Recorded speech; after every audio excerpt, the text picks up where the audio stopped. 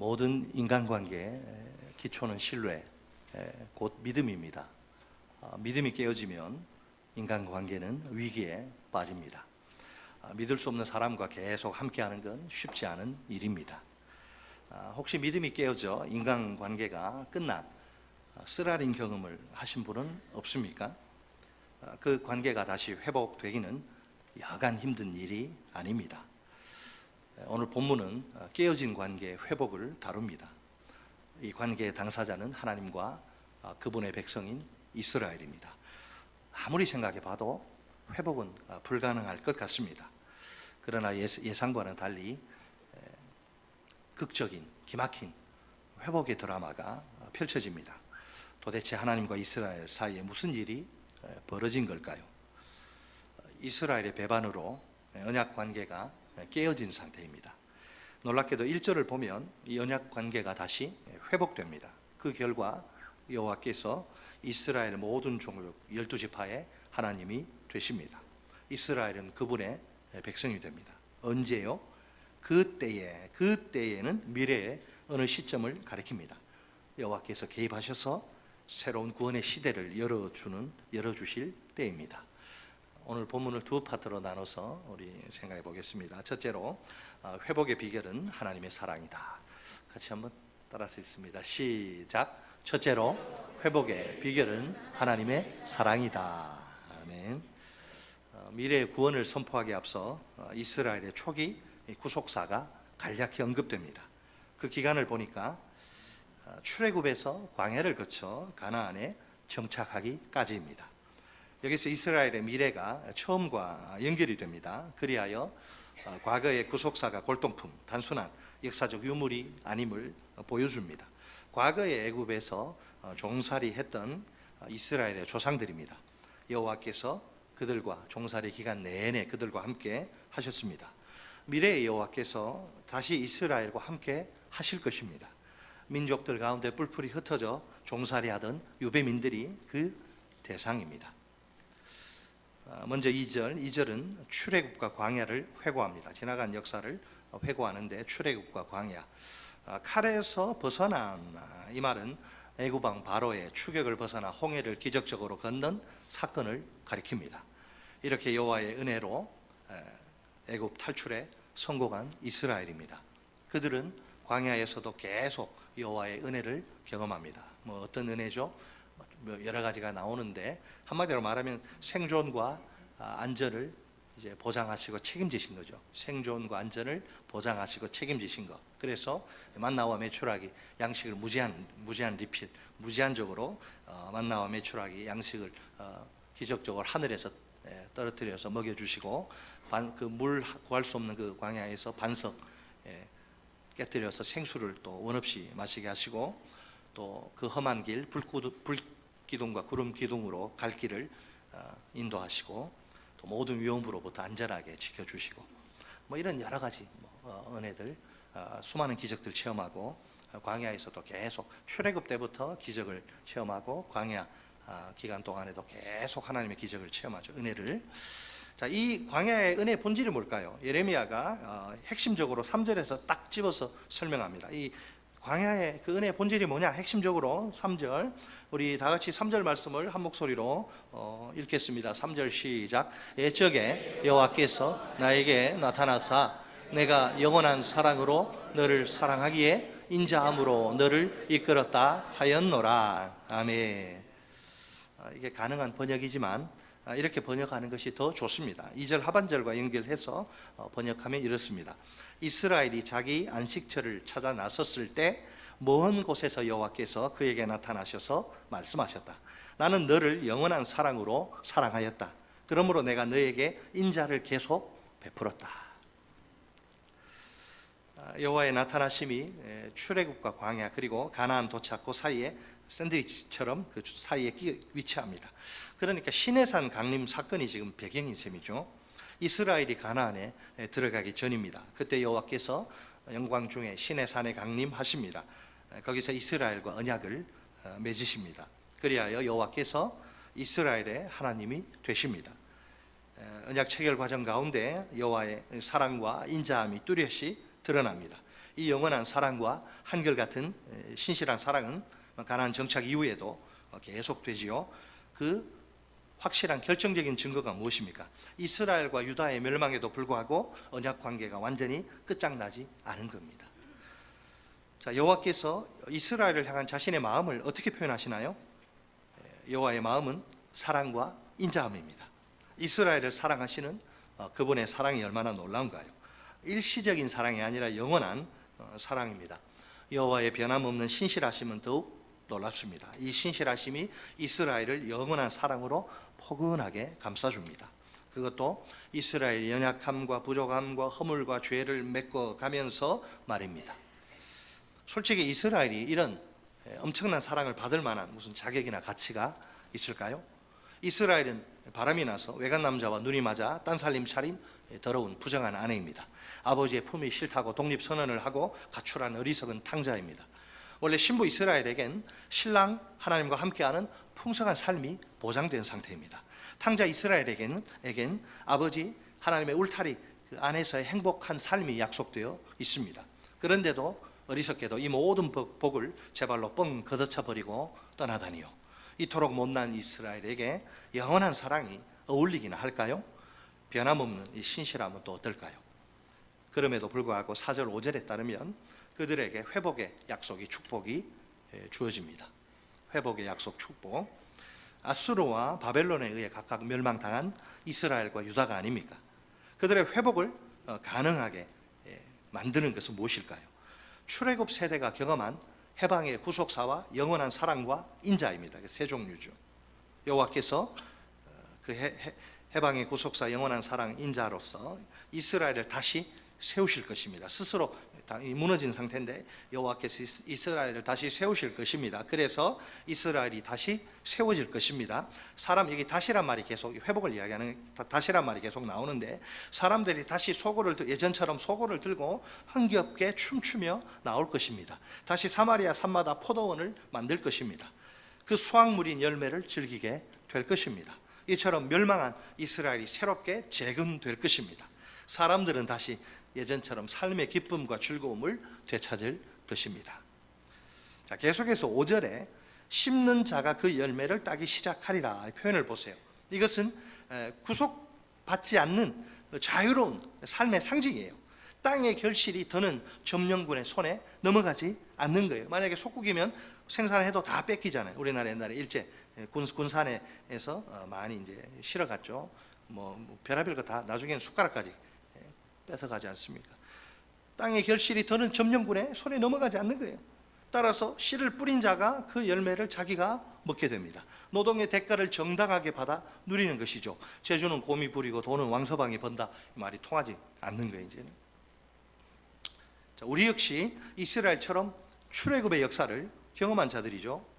우리가 예수 그리스도의 대속의 죽음으로 죄와 사망의 속박에서 구출된 겁니다. 당연히 이 제2의 출애굽은 전적인 하나님의 은혜로 된 일입니다. 이 은혜의 중심에 뭐가 있어요? 예수 그리스도의 십자가 고난과 죽음이 있습니다. 예수 그리스도를 믿는 믿음으로 말미암아 우리가 구원받은 것입니다. 구원받은 이후에 우리는 그러면 다 끝난 게 아니죠. 우리는 천국을 향한 순례자의 삶을 시작합니다. 저 멀리 뵈는 나의 시온성, 오 거룩한 곳 아버지 집, 내 사모하는 집에 가고자 한 밤을 세웠네. 여러분, 아버지 집, 내 아버지 집 사모하십니까? 가길 정말 원하세요? 지금이라도? 누구나 광야 같은 이 세상을 통과하는 중이죠. 하나님의 은혜는 출애굽 1세대에서처럼 우리 하나님의 은혜는 이 광야에서도 풍성히 우리에게 부어집니다.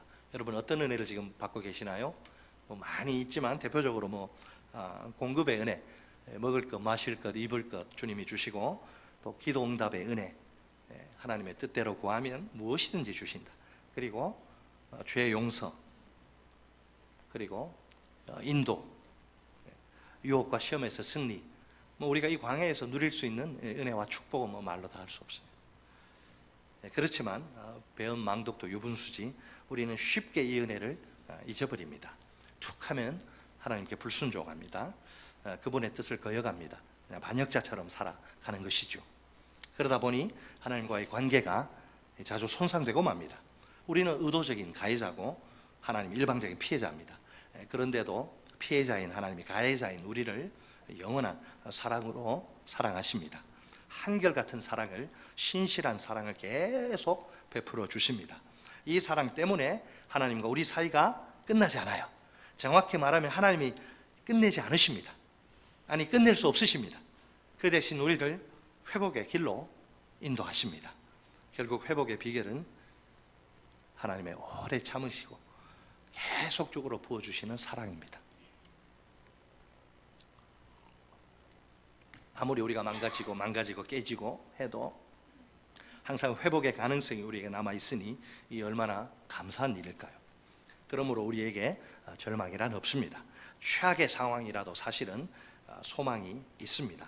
하나님이 끝내지 않으시니 결코 끝날 수 없는 관계입니다.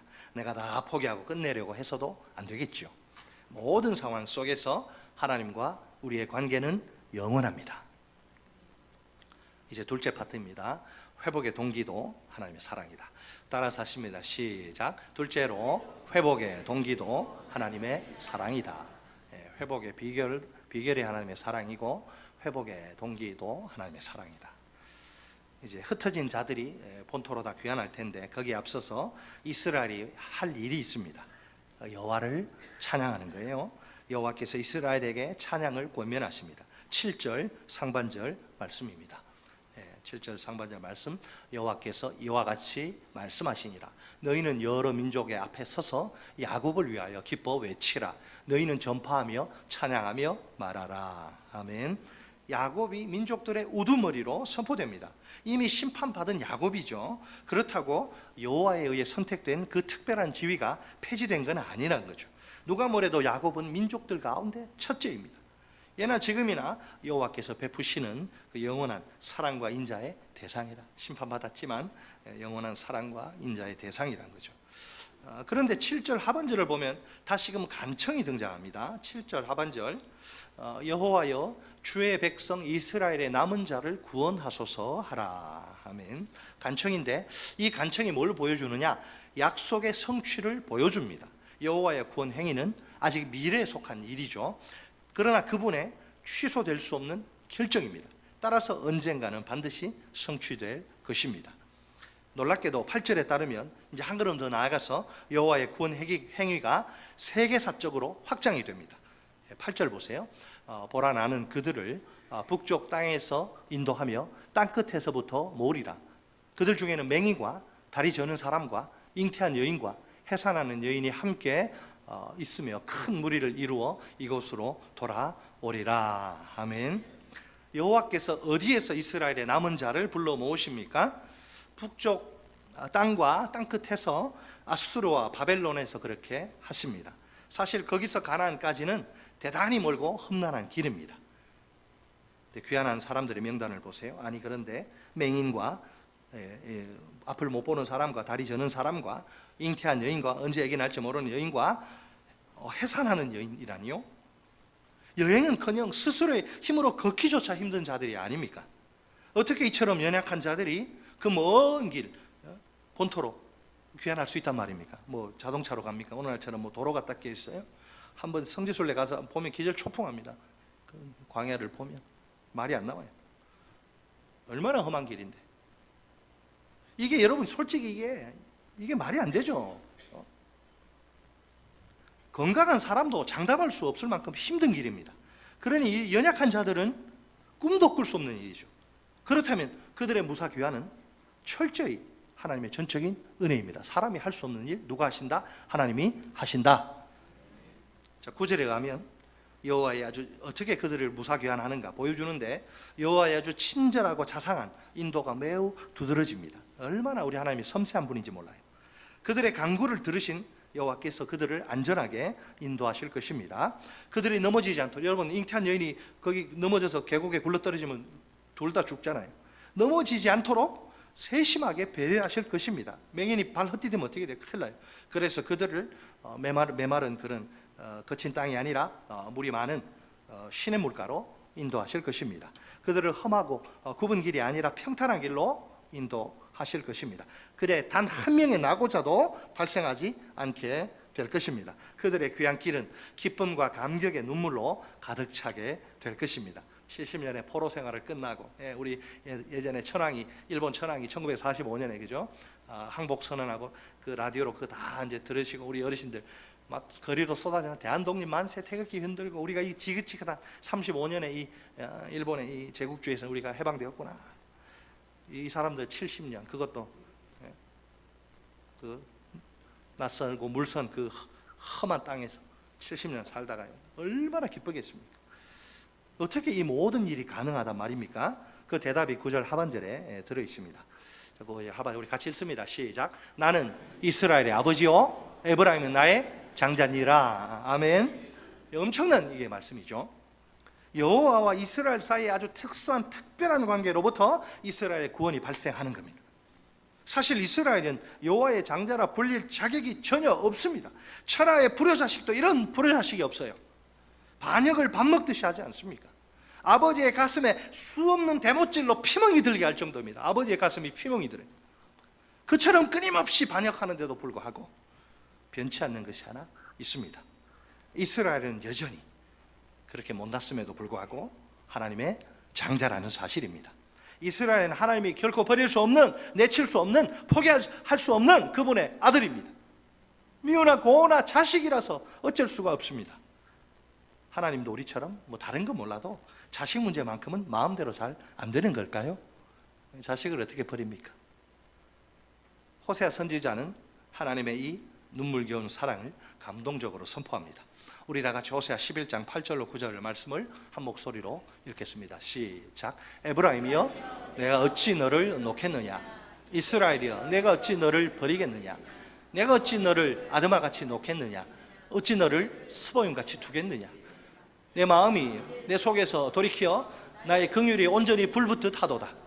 내가 나의 맹렬한 진노를 나타내지 아니하며 내가 다시는 에브라임을 멸하지 아니하리니 이는 내가 하나님이요 사람이 아님이라. 아멘. 다시 뒤에 있으면 저것도 맞아 있습니다. 시작. 내 가운데 있는 거룩한 이인이 진노함으로 내게 임하지 아니하리라. 아멘. 보세요. 어찌 저는 이 본문을 호세아 묵상할 때마다 가슴이 미어져요. 어찌 차마 그럴 수 없는 거예요. 어찌 그를 이 붙든 손을 놓겠느냐, 어찌 너를 버리겠느냐. 이 마음을 아느냐, 너희들이 이 애비의 마음을 아느냐. 일방적으로 언약을 깨뜨린 거 이스라엘입니다. 아버지 필요 없다고 싫다고 떠났어요. 더 이상 하나님께 언약 관계를 유지하실 이유나 필요가 없습니다. 하등의 이유가 필요가 없어요. 관계가 이미 파국에 도달한 거예요. 그런데도 하나님이 언약 관계를 회복하십니다. 아니 다른 민족 좀 괜찮은 민족 택해서 이스라엘 필요 없잖아요. 이렇게 배신했는데. 근데 그 이스라엘 다시 일으키고 언약 관계를 회복하십니다. 이게 도대체 어찌된 일일까요? 이스라엘이 이제 후회를 하는 거예요. 내가 잘못했네. 이스라엘이 옛날이 좋았구나. 관계 회복을 간곡히 요청한 적 없습니다. 그렇다고 이스라엘이 자신의 죄를 진심으로 뉘우치고 용서를 싹싹 빈 것 아닙니다. 언약관계 회복은 단지 하나님의 일방적인 결정이 낳은 행동일 뿐입니다. 그래서 모든 것이 다 하나님의 전적인 은혜입니다. 회복의 동기도 하나님의 사랑입니다. 자, 그렇다면 북이스라엘과 남유다의 상황은 이게 어떻게 설명할 수 있을까요? 북이스라엘은 아수르에, 남유다는 바벨론에 완전히 망하고 말지 않습니까? 그 백성들은 비참하게도 패망의 멍에를 뒤집었습니다. 아수르에, 바벨론에 포로로 끌려갑니다.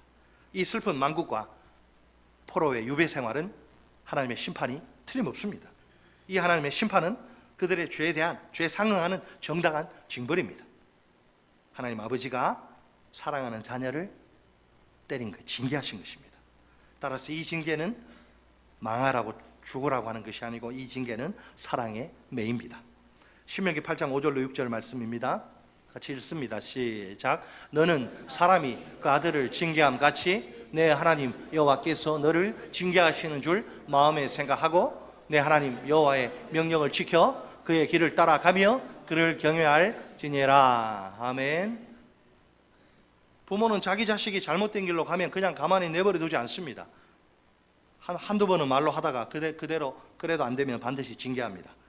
그 이유는 남이 아니라 내 속으로 내 새끼, 사랑하는 내 새끼이기 때문입니다. 사랑하는 자기 자녀가 망가지는 걸 구경만 할 이런 미친 부모가 어디 있을까요? 미치지 않고서야 내 새끼가 망해가는데 그대로 내버려 두면 망하는데 가만히 있을 부모가 어디 있겠어요? 자, 우리 하나님도 마찬가지란 거예요. 이번에는 히브리서 12장 8절 말씀입니다. 우리 같이 읽습니다. 히브리서 12장 8절 시작. 징계는 다 받는 것이거늘 너희에게 없으면 서생자요 친아들이 아니니라. 아멘. 하나님의 명령을 지키고 그 길을 따라가며 그를 경외하면 매맞을 일이 없죠. 그러나 범죄하고 그러면 하나님이 바로 즉시 때리진 않아요. 하나님은 인격적인 분이기 때문에 스스로 깨닫고 돌아오도록 기다립니다. 어느 기간 기다리죠. 근데 그 기간 오버해가지고 안 돌아온다 그러면 이제 때립니다. 사람 막대 인생 채찍으로 질병일 수도 있고 사고일 수도 있고 돈줄 막히는 걸 수도 있고 뭐 달라요. 사람마다 다르니까. 그러니까 그래 우리가 하는 이야기가 매 맞기 전에 빨리 깨닫고 돌아오는 게 그게 지혜라고 이야기하죠. 왜? 내가 하나님의 자녀이기 때문에. 계속 내버려두면 망하기 때문에.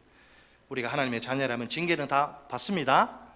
이게 두드려 맞을 때 이게 사랑의 매라고, 진짜 사랑의 매입니다. 만약 징계가 없다, 내가 내 마음대로 사는데 아무런 일이 일어나지 않는다, 하나님의 자녀가 아닌 거죠. 사생자요 친아들이 아닌 게 분명합니다. 그래서 그런 사람들 보면 제가 두렵죠. 하나님 잘 섬기다가 이제 곁길로 갔는데 그냥 가만히 내버려두는, 불안하죠.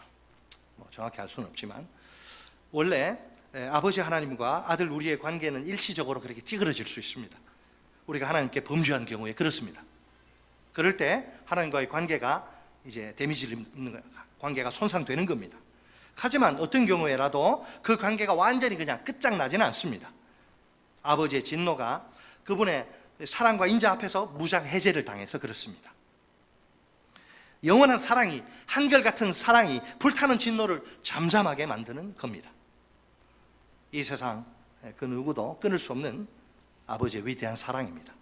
이 세상 그 어떤 것으로도 파괴할 수 없는 아버지의 강력한 사랑입니다. 결국 아버지의 사랑이 이기는 법입니다. 이 사랑에 붙들린 자녀는 안전합니다. 이 사랑을 진정으로 아는 자녀는 만족합니다. 이 사랑을 깊고 넓게 체험한 자녀는 행복합니다. 자, 따라서 하시면, 나는 안전합니다. 나는 만족합니다. 나는 행복합니다. 누구 때문에? 내 아버지 하나님 때문에. 본래 이 세상에 여러분 영원한 관계는 없습니다. 사람 너무 믿지 마세요. 영원한 관계 없어요. 다 일시적이고 가변적인 관계입니다. 관계를 망가뜨리는 위험 요소들이 참 많습니다. 그러다 보니 관계란 것이 모두 이제 언제든 깨어질 수 있습니다. 오늘도 우리 주위에 이 깨어진 관계 속에서 고통당하는 사람들이 얼마나 많습니까? 자, 솔직히 말해, 여기 우리 부부들 계시는데, 사랑하는 부부 사이라도 24시간 내내 함께 붙어 지내면 어떨까요? 힘들어요. 신혼부부는 뭔 소린가 하겠지. 제가 2년 전에 제주도에서 안식년을 보낼 때 깨닫게 된 사실입니다. 개인적인 이야기 안 하는데 오늘 또 여기 걸렸네. 하루 삼시 보세요. 하루 삼시 세끼 같이 밥 먹고 같은 장소 돌아다니고 또 같은 집에 돌아 또 지내고 3개월 내내 그냥 모든 걸 완전 공유. 3개월 내내 그냥 모든 걸 함께 하는 거예요. 남진이가 사랑하는 님과 함께 저 푸른 초원이 어쩌고저쩌고, 사랑하는 님과 함께하는 시간이 참 좋겠지요. 대답해 보세요. 물론 처음 얼마 동안은 굉장히 좋습니다. 그런데 이제 어느 기간을 지나면서부터 분위기가 묘해집니다. 서로 평소에 잘 드러나지 않던 모습들, 밑바닥들이 막 드러나는데 깜짝 놀라죠. 그런 것들이 처음에는 눈에 거슬리다가 나중에는 마음이 아주 불편해지는 거예요. 저희 부부가 사랑이 좀 부족해서 그런 걸까요? 당연히 그렇지는 않겠죠. 저는 정말 아내를 사랑하고 저 사람도 마찬가지겠죠. 제가 믿습니다. 그러면 도대체 이유가 무엇일까? 이유가 뭐예요 도대체? 예? 하루 중에 떨어져 지내는 시간도 꼭 필요하다, 이걸 미처 몰랐던 거예요. 만약 어떤 부부가 1년 365일 8760시간을 함께 한다면 어떨까요? 고문도 이런 고문. 여러분 잠깐 화장실에 볼일 보러 가는 그 시간 외에는 계속 그냥 같이 있는 거예요. 그러면 이 부부는 행복할까요? 궁금하신 분들 한번 저처럼 3개월 정도만 딱 그렇게 해보세요. 3개월 93일 2232시간을 찰떡처럼 딱 붙어서 지내시는 겁니다. 아무리 인고 부부라도 관계가 상당히 힘들어질 것입니다. 자, 그런데 오늘 본문은 영원한 관계가 있다고 소리칩니다. 바로 하나님과 그분의 백성 사이의 관계입니다. 물론 이 관계 역시 취약한 면이 있습니다. 문제는 하나님의 백성에게 있습니다. 언제든 관계를 위기 속에 빠뜨릴 수 있기 때문이죠. 참으로 감사하게도 결정적으로 중요한 것은 하나님의 윌, 하나님의 의지예요. 하나님의 뜻. 하나님이 이 관계를 영원토록 유지하고 싶어 하십니다. 늘 우리와 함께하고 싶으신 것이지요. 그래서 영원한 사랑으로 한결같은 신실함으로 우리를 붙드십니다. 그러니 우리가 도저히 이 사랑에서 벗어날 수가 없습니다. 이 사랑이야말로 관계를 지탱하는 최강의 끈입니다. 어떤 경우에라도 절대로 끊어지지 않는 질기디 질긴 끈 말입니다. 아무리 서로 죽고 못 사는 그런 사랑이라도 하나님의 사랑에 비하면 아무것도 아니에요. 하나님의 사랑이 최고입니다. 자, 우리가 광야 같은 험한 인생길 걷다 보면 별의별 일들을 다 겪게 됩니다. 드라마나 영화 속에서나 볼 법한 일들이 내게 일어나 막 충격에 빠지기도 하죠. 온갖 질병과 사건과 사고가 난무하는 세상이 아닙니까? 불편한 진실이지만 우리는 다 알고 있습니다. 내가 하나님의 자녀라고 해서 완벽히 이 모든 나쁜 일들을, 불행한 일들을 피해갈 수는 없습니다. 여러 가지 상황들 생각해 볼 수 있겠죠. 평소에 내가 건강하라는 자신했는데 어느 날 암에 걸립니다. 직장생활 최선을 다했는데 갑자기 해고 통보를 받습니다. 장기간의 그 경기 침체의 영향으로 피땀 흘려 1군4업 이제 막 일어섰는데 어려워져 가지고 접어야 합니다. 부모 속 한번 안 썩이고 잘 자란 우리 착한 아들이 어느 날 뜬금없이 참 감당하기 어려운 대형 사고를 칩니다. 머릿속이 하얘져요. 그러면서 질문들이 그냥 꼬리를 물고 솟아오릅니다. 하나님의 사랑에 대한 의심이 고개를 저렇게 쳐드는 거예요. 저도 마찬가지예요. 아니, 하나님이 나를 사랑하신다면 내게 어째서 이런 일들이 벌어진 것일까? 왜 이런 일들이 발생하지 않도록 하나님이 막아주지 않으신 걸까? 혹시 그 순간 하나님이 나와 함께 하시지 않은 게 아닐까? 하나님이 함께 하시는데 왜 내가 유산을 하고, 왜 내가 공황장애 걸리고, 왜 내가 우울증 걸리고? 누구나, 저도 마찬가지예요. 누구나 힘들고 어려운 그 현실의 벽 앞에 서면 이처럼 작아지게 마련입니다. 하나님의 사랑, 저도 의심합니다. 그럴지라도 우리가 그 순간 여전히 붙들어야 할 것은 하나님의 사랑입니다. 나를 향한 영원한 사랑이요, 한결같은 사랑입니다. 설사 최악의 상황이 닥친다 해도 내가 죽는 한이 있더라도 이 사랑만큼은 의심하지 말아야 합니다. 이 시간 사랑의 하나님이 우리 모두를 향해 이렇게 외치십니다. 내가 영원한 사랑으로 너를 사랑하기에 인자함으로 너를 이끌었다. 우리 같이 한번 읽어보겠습니다. 시작. 내가 영원한 사랑으로 너를 사랑하기에 인자함으로 너를 이끌었다. 아멘. 자, 너 두 번 나오는데 그 자기 이름을 넣어서, 내가에다가 자기 이름 넣으면 큰일 납니다. 너를 할 때 자기 이름 넣어서 한번 같이 한 번 더 해보겠습니다. 시작. 내가 영원한 사랑으로 김상준을 사랑하기에 인자함으로 김상준을 이끌었다. 첫째, 회복의 비결은 하나님의 사랑입니다. 회복의 비결은 하나님의 사랑. 항상 우리에게 회복의 가능성이 남아있음을 기억합시다. 최악의 상황이라도 우리의 소망인 하나님의 영원한 사랑을 붙듭시다. 모든 상황 속에서 하나님과 우리의 관계는 영원하다는 사실을 잊지 맙시다. 둘째, 회복의 동기도 하나님의 사랑입니다. 어떤 고통과 괴로움의 현실일지라도 하나님의 사랑을 의심하지 맙시다. 나를 향한 영원한 사랑을, 한결같은 사랑을 가슴 깊이 꼭 새깁시다. 이 사랑으로 영원히 나와 함께 하실 하나님을 신뢰합시다.